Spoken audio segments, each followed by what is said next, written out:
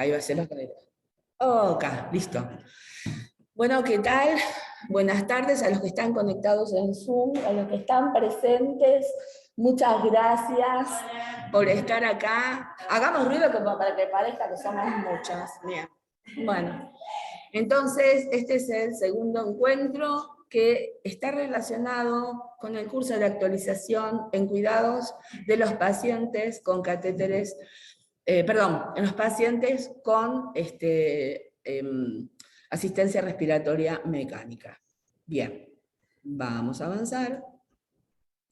Un poco de esto ya estuvimos hablando en el encuentro anterior, pero me pareció interesante volver a compartir especialmente este dato que está relacionado con el programa de capacitación, el programa de neumonía cero que está en España, y es muy interesante, insisto, porque ellos han conseguido una reducción muy importante de las neumonías asociadas al respirador. Entonces estos datos tienen bastante tiempo porque tienen un seguimiento importante en el periodo de tiempo de estudio. Miren cómo la mortalidad global representa un indicador terrible porque vamos entre el 24 y el 76%.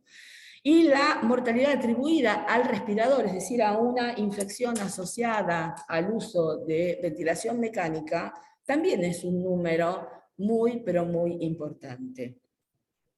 Los costos están expresados en dólares, ¿no? Si nosotros lo pasamos a nuestros pesos, sería así como un número increíble. ¿Cerramos? Sí. Bien, es importante entonces pasar por estos datos para después introducirnos un poquito en lo que está relacionado con el diagnóstico y con la causa de las neumonías asociadas a ventilación mecánica. No se alcanza a ver bien, pero la verdad es que en grandes rasgos lo importante es que se van a realizar una serie de estudios asociados para poder detectar. Nosotros vimos en el encuentro anterior que podíamos decir que una neumonía era considerada consecuencia del uso de un respirador, ¿cuándo? ¿Nos acordamos? ¿Alguien se acuerda y quiere comentar en Zoom? Bien, bueno. Decíamos que tenía que estar conectado al menos 48 horas, es decir, luego de estar intubado y conectado a un respirador, transcurrido el tiempo de 48 horas, ese evento que aparece lo puedo relacionar con este dispositivo, es decir, con el respirador. Eso por sobre todas las cosas. Después habíamos hablado también de que las neumonías podían clasificarse según la aparición en tempranas o en tardías. No sé si alguien se acuerda de esto o no. Y decíamos entonces que eran consideradas tempranas cuando aparecían dentro de los primeros 4 días de iniciado la ventilación mecánica. Y eran tardías cuando aparecían luego, o sea, a partir del 5.º día. También explicábamos que se puede considerar una neumonía asociada al respirador cuando se encuentran ciertos gérmenes que son intrahospitalarios. Y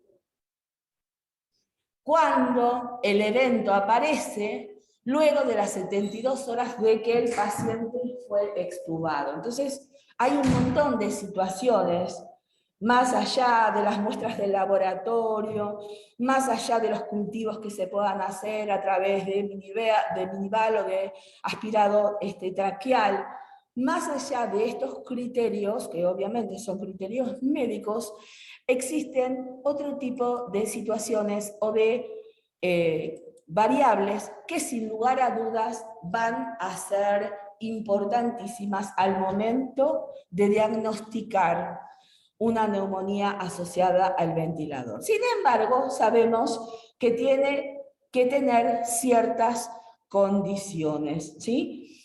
A grandes rasgos está puesta en esta diapositiva y también está en Classroom como para que lo tengamos en consideración. Pero seguramente la fiebre, la leucopenia o la leucocitosis será una de los signos más evidentes.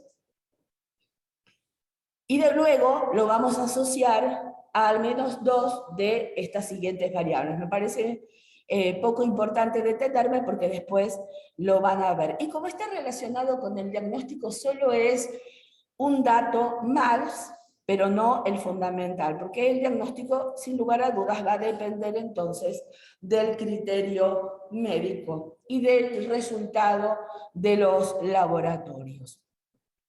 Me pareció interesante compartir esta diapositiva porque volvemos a insistir sobre la necesidad, o sea, la campaña de darle, en lugar de 5 likes, a esto de darle 100 likes, darle 100 vidas, ¿no? A ver, cómo si yo puedo adherir a ciertas medidas que son las que están incluidas en los bundles o paquetes de medidas para reducir las neumonías asociadas a ventilador, realmente puedo salvar vidas, ¿sí? Puedo salvar muchas vidas, porque ya sabemos que la mortalidad atribuible a una infección asociada al respirador es, sin lugar a dudas, ¿no se ve bien?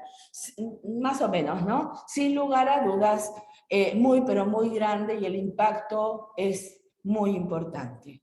Bueno, este también es parte de un documento que está puesto en la plataforma, que no es tan largo y la verdad que estaría muy bueno que lo puedan leer. Y de ahí extraje esta que es la frase, me parece, para mí, la frase más importante, ¿no?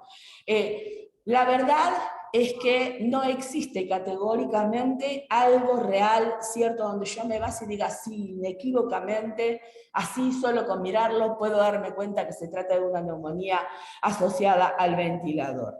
Sí, es importantísima la sospecha clínica, la toma de muestra, como estaba recién explicando la doctora Raffo, qué cosas considerar para que esa muestra de un cultivo sea realmente viable y no perdamos tiempo. ¿Quiénes toman estas muestras, especialmente del valo, cuidado traqueal? Y bueno, van a ser los kinesiólogos. Por suerte tenemos un equipo importante de kinesiología y especialmente en las áreas de terapia intensiva. Ellos van a ser quienes sí o sí estén recolectando estas muestras.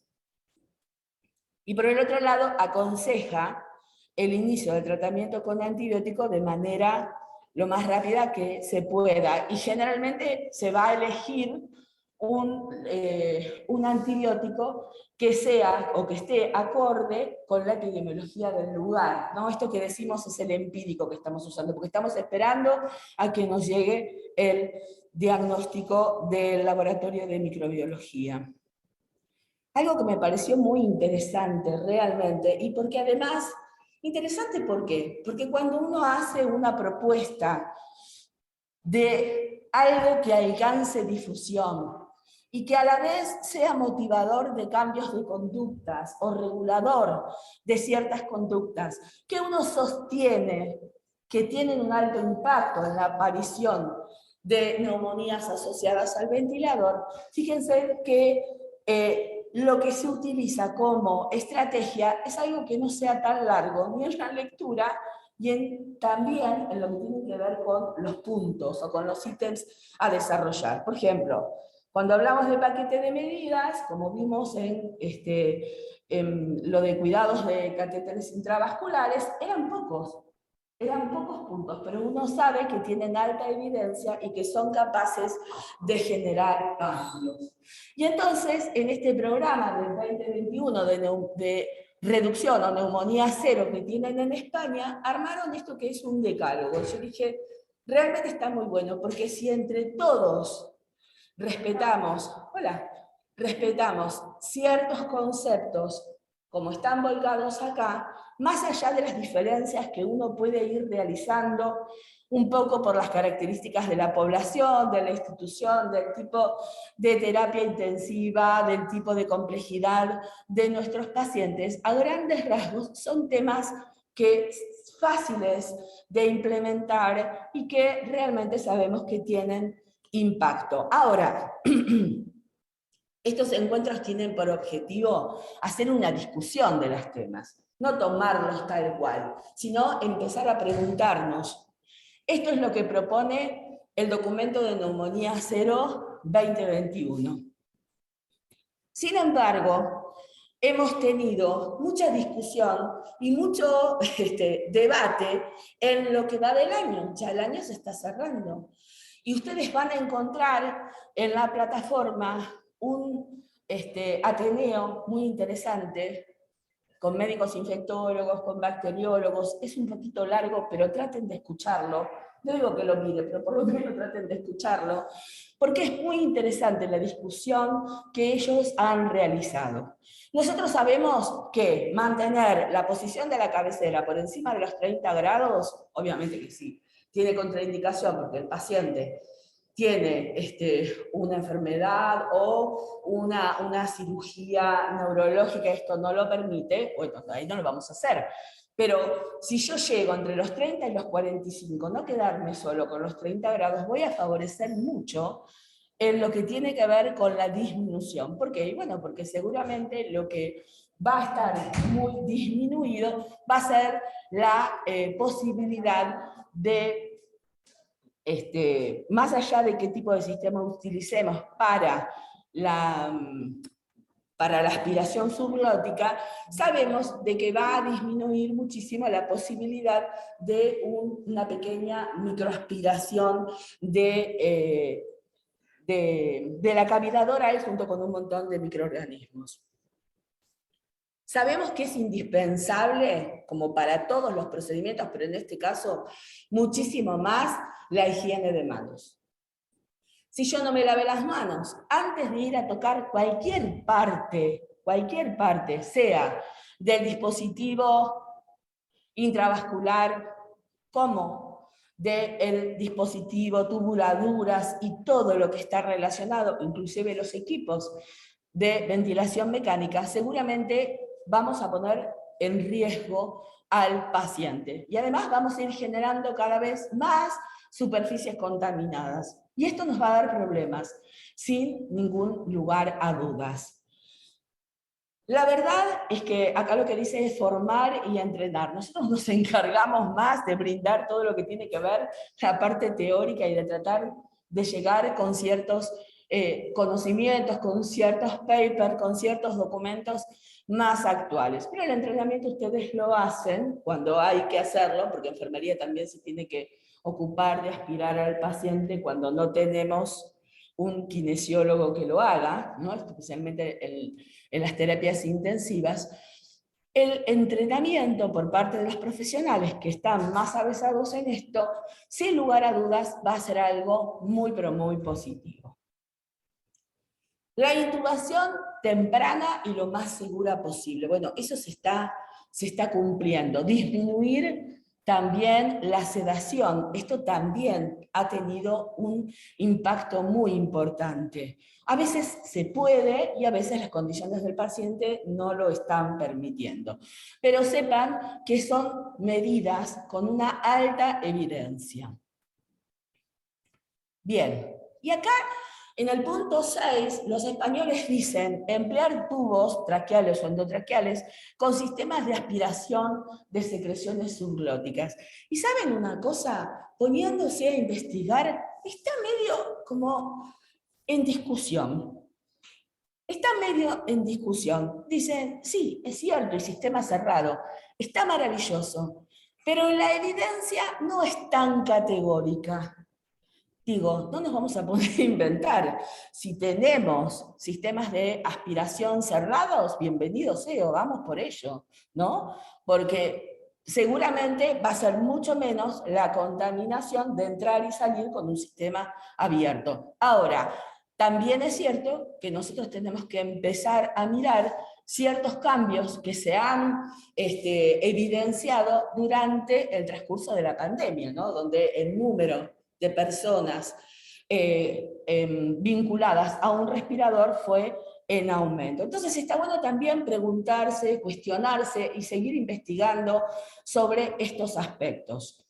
Bien, dice también, habla sobre la necesidad de implementar antibióticos dentro de las primeras 24 horas. Bueno, eso también, a ver, ¿es costo-beneficio? ¿Es un acto médico? Sí, seguramente. Y también habrá que pensar y que analizar si es costo-beneficio. Realizar la higiene bucal, de la cavidad bucal con clorhexidina. Bueno, hay varios estudios que están poniendo en discusión este punto, y también tiene que ver con la experiencia que hemos adquirido a través de la pandemia. ¿Por qué? Bueno, punto 1. En la mayoría de las instituciones, las soluciones que tienen que ser un colutorio, no tiene que ser clorhexidina jabonosa diluida, rebajada, para que llegue al 0,2 o 0,2%. Cuando yo tuve que implementar todas estas mezclas químicas para que el 4% se transforme en 0,12 o 0,2%, la verdad, esa solución no es más segura, porque yo tuve que intervenir con un montón de cuestiones, de paso a la solución a un frasco, el frasco en qué condiciones está, queda tapado, queda destapado. Hay un montón de variables que van a estar haciendo efecto en esto y que nos van a poner en una situación de riesgo. Por lo tanto, digo, todas estas cuestiones, no veo dónde puedo silenciar los micrófonos, pero todas estas cuestiones realmente son, pero muy, muy importantes para el momento de discutir cuáles son las acciones que vamos a realizar. Ahora sí se cortó, ¿qué pasó? No, no se cortó. Acabo de cerrar. Bueno. Intenté cerrar. Dale. No tenía tu teléfono porque estaba con la clase y sacando paciente. No hay problema. Chao, chao. No, quiero bajar el volumen. Viene una clase, me llama, me pregunta si hace milanesa, no hace milanesa. Porque me está quedando grabada todo lo que dice Ana. Cerrala, Ana. No lo sé. Bueno, no sé quién es, pero me quedó algo, me quedó abierto. ¿Sí? Bueno, ahí seguimos, para que no salgan, digo, para que no queden en la grabación lo que están diciendo. La idea fue bloquear un poco los micrófonos externos, pero si ustedes necesitan hacer una pregunta, la pueden realizar. Sí, creo que ya está, ¿no? Gracias. Bien, ahí seguimos. Digo, ¿cómo es que tenemos que ir razonando, ¿no? Todas las cosas que se nos recomiendan? No quiere decir que nosotros lo que nos dicen lo vamos a tomar directamente. Tenemos que ir pensando cuál es el nivel de evidencia que tiene esta recomendación, cuáles son las situaciones que tenemos en nuestra institución, cuáles son nuestras realidades en cuanto al procesamiento de ciertas cosas. ¿Por qué? Bueno, porque está muy bueno tener un tubo endotraqueal con un sistema cerrado de aspiración subglótica, pero si no lo tengo y yo tengo que hacer una artemanía para inventarlo, pensando de que estoy haciendo algo beneficioso, resulta que puedo cometer un riesgo mayor. Entonces me lo tengo que preguntar y lo tengo que plantear. Digo, sabemos también que además de esto de las diluciones de la clorhexidina para llevarla a una graduación adecuada, pensemos que vamos del 4% al 0,12 o 0,2%. Y bueno, en el mejor de los casos voy a usar agua estéril. En el mejor de los casos. ¿Eh? ¿Y acá? Claro, bueno, veremos a ver con qué podemos diluir, digo, ¿no? Entonces, a ver, ¿lo digo para el hospital? No, lo digo porque es lo que nos pasa en muchos lugares y son prácticas que generalmente uno no las tiene en cuenta constantemente y sin embargo es importante. También entró en duda y en discusión la decontaminación selectiva digestiva completa. Ellos lo ponen como tal. Sin embargo, hoy también este es un punto que está en discusión. Cuando ustedes puedan ver el Ateneo, que no es tan largo, son 45 minutos, traten de escucharlo, por favor, porque son datos muy actualizados y eso es importante. Bien, volvemos un poco a reforzar esto sobre los paquetes de medida que estábamos hablando recién, ¿no? La verdad es que si el paciente está con nutrición enteral, ahí también tenemos un gran riesgo de microaspiración, muy importante. Tendremos que considerarlo y tendremos que tenerlo en cuenta. Algo que quería poner en la, no discutir, poner en la mesa, otro de los problemas, esperen porque no sé si vuelvo, no me acuerdo bien, y otro de los problemas del uso de clorhexidina, especialmente cuando empezamos esta maniobra de diluyo acá, diluyo allá, es que lo que nosotros tenemos en la mayoría de las instituciones es clorhexidina jabonosa. Y eso deja residuos. Y esos residuos que dejan, que yo los creo como algo beneficioso, porque sabemos que la clorhexidina como antiséptico tiene un espectro muy amplio, es decir, es capaz de eliminar un gran grupo de microorganismos, y sabemos también que tiene un efecto residual, como al menos bacteriostático, disminuyendo el crecimiento de las bacterias. Si no es el adecuado, me está complicando el panorama. Y entonces eso realmente no está bueno. Y además se han encontrado en algunos estudios muy confiables, muy confiables, que se puede generar algún tipo de mecanismo de resistencia, inclusive para el colistin. Ese paciente está recibiendo como antibiótico indicado por la microbiología que tiene, y pareciera, al menos en estos estudios que estoy mencionando, que puede ser un determinante. Digo, a ver, siempre opino que las bacterias conocen muy bien el eslogan de que lo que no te mata te fortalece. Entonces, siempre van a estar buscando la manera de generar situaciones distintas, ¿no? Bueno, esto lo estuvimos hablando sobre la importancia de la posición semisentado, al menos en 45 grados, y ahí vamos a la higiene de manos. Y otra vez volvemos a repetir lo mismo. Y otra vez volvemos a repetir lo mismo, porque si nos lavamos las manos, seguramente el riesgo va a ser muchísimo menor. Ahora, uno ve que a lo mejor alguien dijo, bueno, voy a tocar el respirador o voy a hacer algún proceso en la curación del paciente, en endotraqueal, o lo que fuera que voy a realizar, y me lavo las manos. Pero voy y saco los guantes de la mesa del paciente que está en aislamiento con multiresistente. ¿Está bien?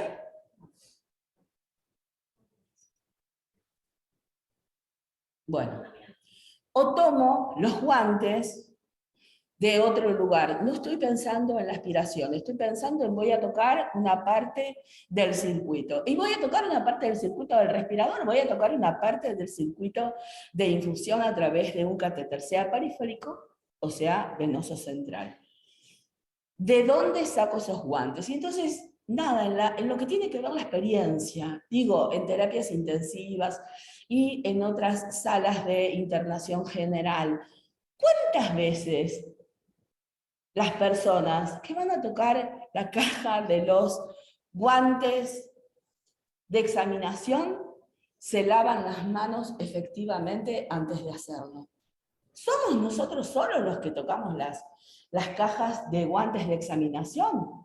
¿Solo nosotros? Esa caja está puesta ahí y vino y sacó guante la mucama, el médico que vino a tratar, el técnico que vino a tomar una muestra de laboratorio, el de rayos que se trajo el portátil para hacerle un estudio. Tomamos, muchas personas tocamos muchas veces esa caja hasta que los 50 pares se terminan, ¿no?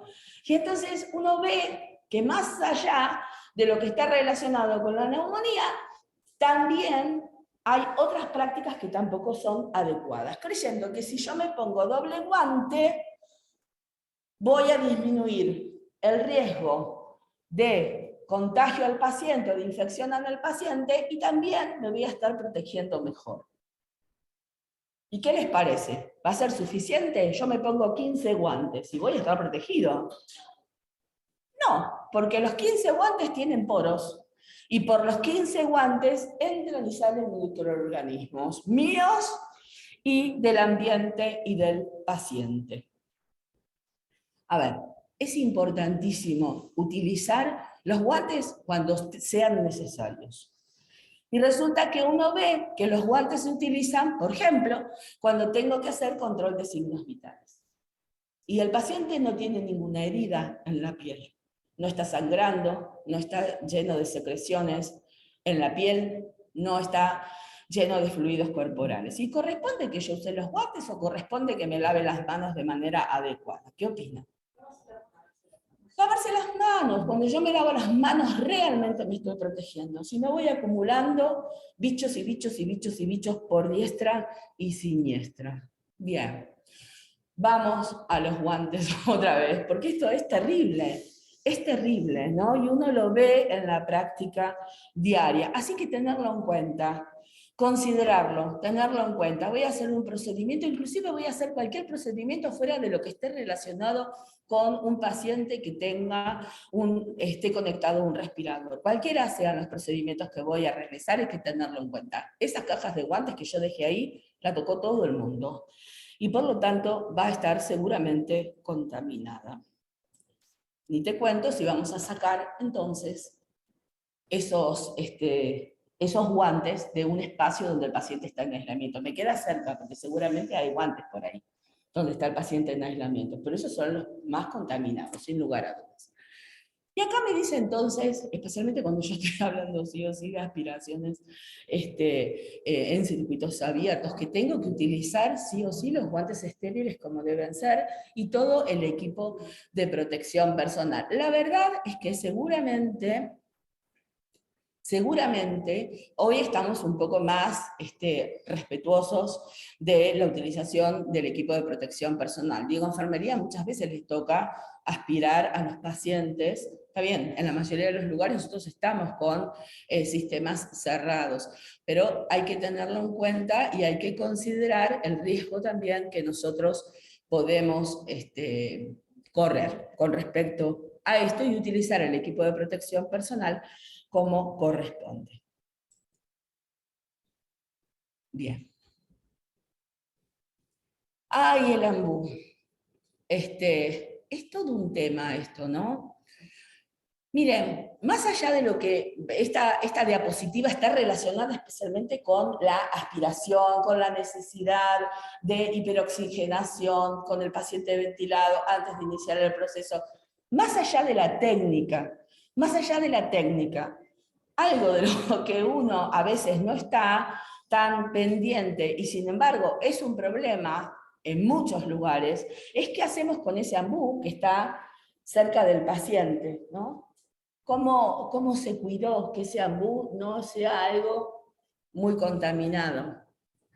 Y si bien durante el tiempo de la pandemia en muchos lugares se descartaron, en otros lugares se volvieron a reusar ambú de un solo uso. Y ahí estamos en problema, porque el problema es cómo lo vamos a procesar, cómo hacer que ese elemento finalmente sea algo seguro, algo que no genere más problemas que otra cosa. Entonces, estas también son cuestiones que nosotros, especialmente como enfermeros, que es lo que somos, tenemos que preguntarnos, y está muy bueno que si estas son situaciones que nos ocurren, tratar de pensar juntos cuál es la mejor manera de reducir el riesgo de la utilización de un ambú que no ha sido desinfectado ni esterilizado de la manera adecuada. Y por lo tanto, nos puede quedar algún germen que le vamos a pasar a otro paciente, ¿sí? Más allá de la técnica en sí, de la aspiración de secreciones, que no es el punto donde me quiero detener, porque ustedes después, primero, tienen conocimiento, y segundo, van a encontrar lo que tiene que ver o lo que se necesite en Classroom. De lectura rápida.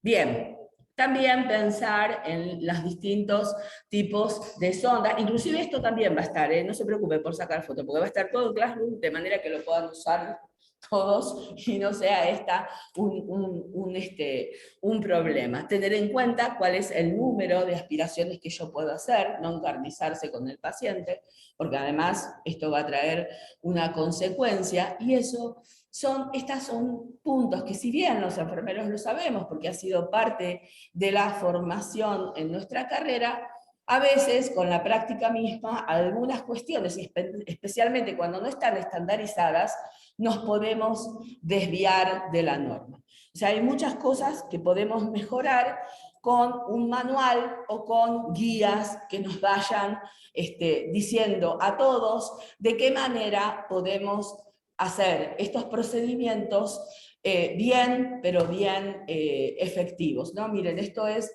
lo que les estaba comentando, ¿no? En lo que tiene que ver con la recomendación de sistema cerrado, de sistema abierto. A ver, yo ni siquiera me lo hubiese preguntado, para mí 100% siempre es mejor el sistema cerrado. Sin embargo, está bueno este trabajo que hicieron en España, que es un trabajo nacional, y está bueno también comenzar a pensar entre nosotros si tiene un costo-beneficio o no. ¿Sí? O sea, yo no me lo hubiese preguntado porque si vos me decís hasta hace unos días, te hubiese dicho sistema cerrado. Obviamente, ¿no?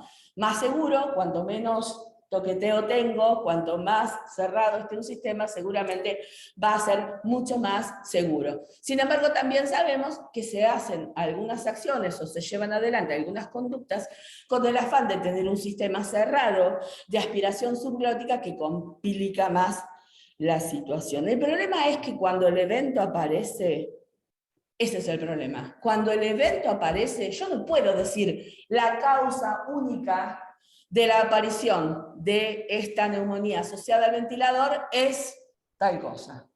Hay un montón de factores que se van a ir mezclando y entonces ahí va a venir la complicación, ¿no? Entonces está bueno hacer esto, de pensarlo y de también razonar juntos y a la vez pensar qué es lo que nos sucede en nuestro servicio y cómo podemos mejorar.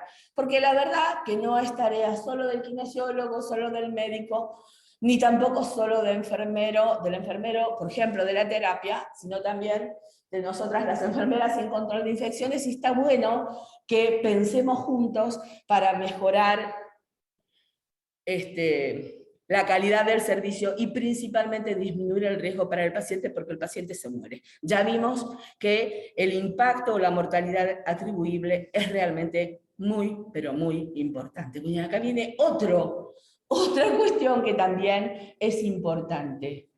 No instilar de manera rutinaria. Nada, ahí tiene los fresquitos chiquititos individuales para tomar soluciones ultra plus seguras para hacer esto. Bueno, sería el ideal, pero muchas veces uno no lo tiene, ni que pensar si lo que yo voy a utilizar es un mismo sachet donde voy a tomar para todos y todas un poco de solución para instilar al paciente. Seguramente cuanto más contaminada esté la solución, más riesgos voy a tener. La verdad es que pienso en gasto-beneficio, lo que me sale una solución chiquitita o una solución de 500 o de 1000 mililitros y el costo-beneficio en cuanto al impacto del paciente, bueno, la verdad es que no, me sale más caro el ahorro que la ventaja. Insisto, hoy estoy densa con los guantes, hoy estoy muy pesada con los guantes, ¿sí?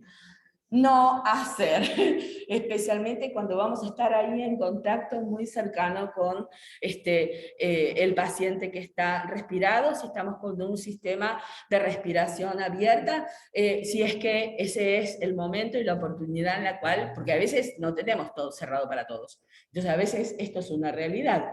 En estas instituciones, en todas las instituciones, hay variabilidades. Entonces está bueno recordarlo y está bueno considerarlo y tenerlo en cuenta. Obvio, esos son guantes de nitrilo, los más lindos del mercado. Y a veces los tenemos y a veces no los tenemos. Esto es así en todas partes. No solo en las instituciones públicas, sino también en instituciones privadas, ¿no? Bien. Considerar la traqueostomía de acuerdo a las condiciones del paciente. Sepamos también de que esto también vamos sumando más situaciones problemáticas para el paciente, aumento de la complejidad del paciente. Por lo tanto, es una decisión médica, es cierto, pero para nosotros, para lo que nos toca a nosotros, que sea con el mejor de los cuidados posibles. ¿Sí? Que si tenemos que limpiar, lo hagamos con una solución segura, que cambiemos el collarcito que sujeta el tubo, no me acuerdo cómo se llama. La miro a Pamela para que me ayude, no me acuerdo, bueno, para mí es el collarcito que le ponemos con cinta para ajustarlo, que se mueva lo menos posible, que esa cinta esté limpia, que tratemos de que no esté contaminada. Son todas cuestiones que no tienen que ver con lo estético, más allá de que me resulte más agradable o menos agradable. La verdad es que tiene que ver con reducir riesgos.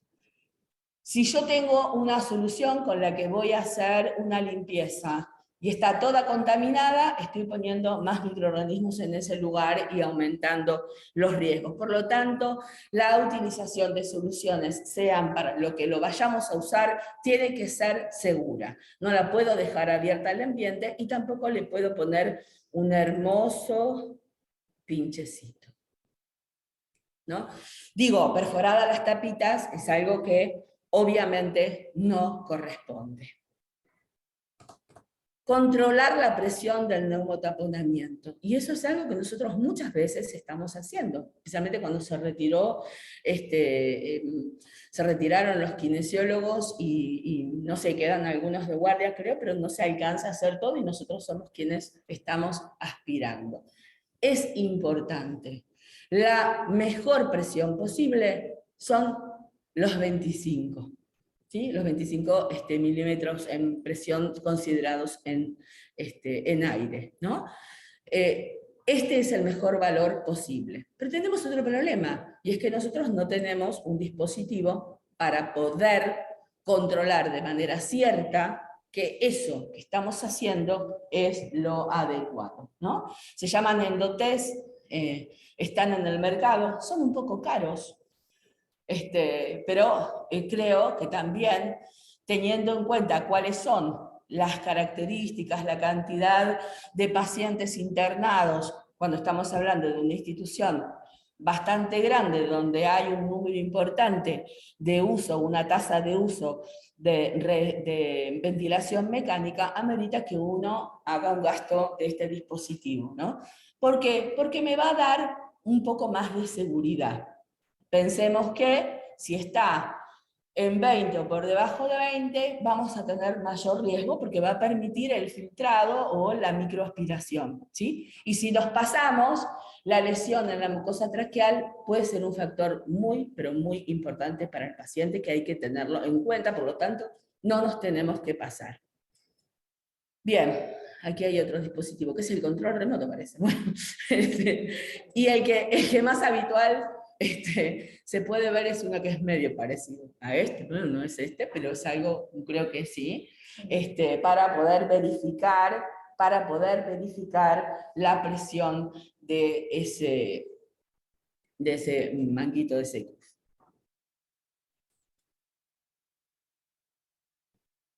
Bien.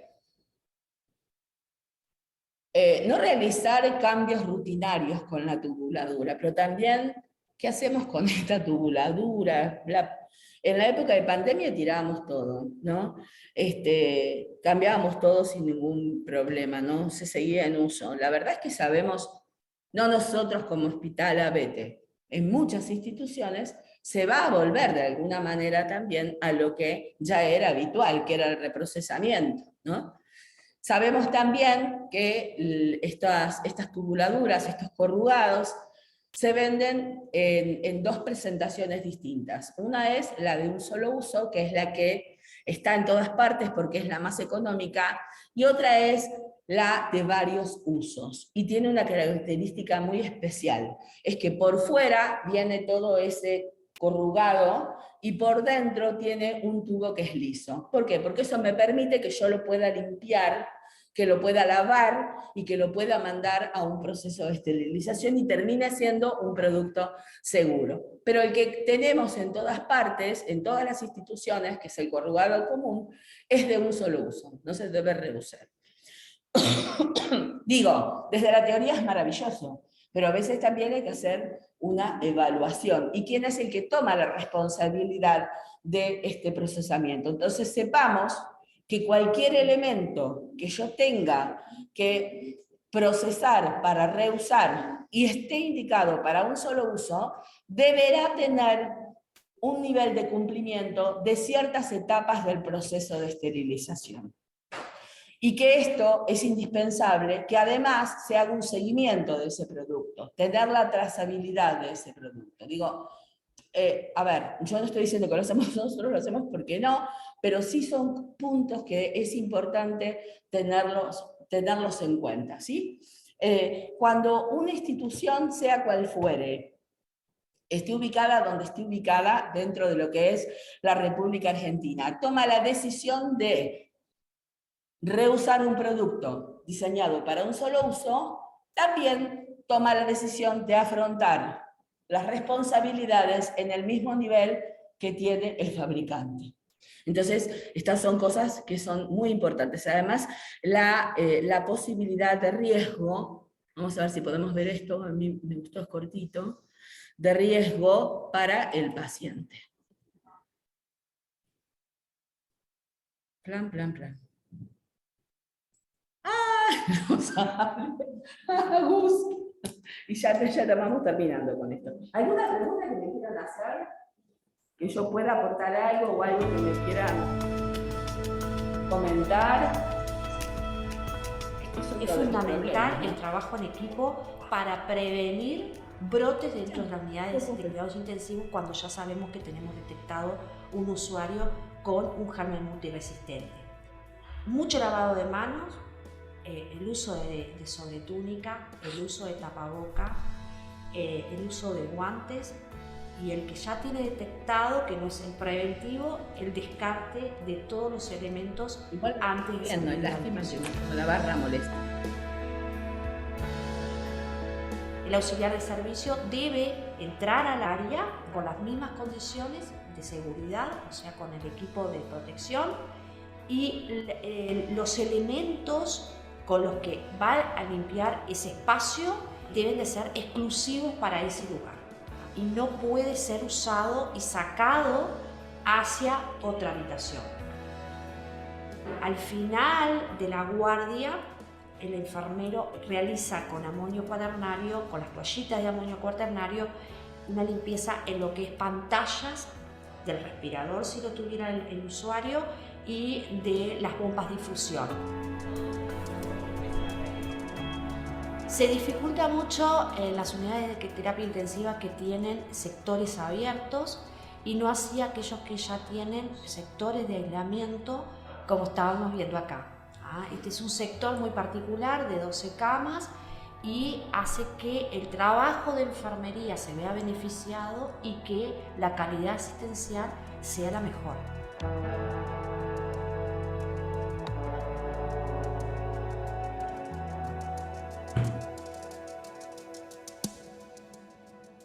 Bien, eso de la OPS me pareció fantástico, realmente, y digo nada, todo lo que podamos hacer sumando ideas, tratando de consensuar, tratando de mejorar en los sectores, viendo qué necesitamos para este sector y para el nivel de complejidad que tenemos con los pacientes. Siempre es beneficioso, porque es beneficioso que pensemos frente a lo que vivimos, a lo que tenemos, a las características de nuestra institución o de nuestro servicio, qué cosas podemos realizar y con qué cosas podemos mejorar. Así que bueno, esto es una parte, un breve resumen. Voy a habilitar el segundo bloque y ahí van a encontrar, como siempre, textos para leer, intento que no sean muy largos, algún video más para sumar y una encuesta, ¿sí? Que las encuestas van a quedar abiertas para que si de repente yo la resolví, porque son 5 preguntas, si esas 5 preguntas me dice que acerté o fueron adecuadas mis respuestas en 2 o en 3, no me quede con eso, sino que lo vuelva a intentar hasta que el 100% de las respuestas sean adecuadas, porque es proceso de aprendizaje y es a donde queremos llegar. Bien, ¿alguna pregunta? No, bueno, espero que no se me hayan aburrido. Hasta acá llegamos, entonces no se olviden, por favor, los que están todavía conectados en Zoom, de poner el presente en el chat para que nos quede grabado y después podamos decir tantas personas estuvieron presentes en la capacitación. Bien, bueno, muchísimas gracias. ¿Alguna pregunta a las personas que están en Zoom?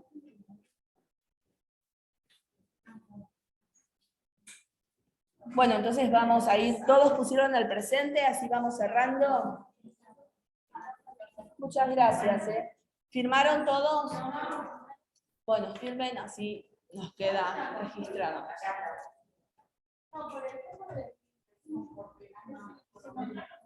¿Qué corazón? ¿Cuál? A ver, decime. ¿A dónde? Allí que nosotros tenemos.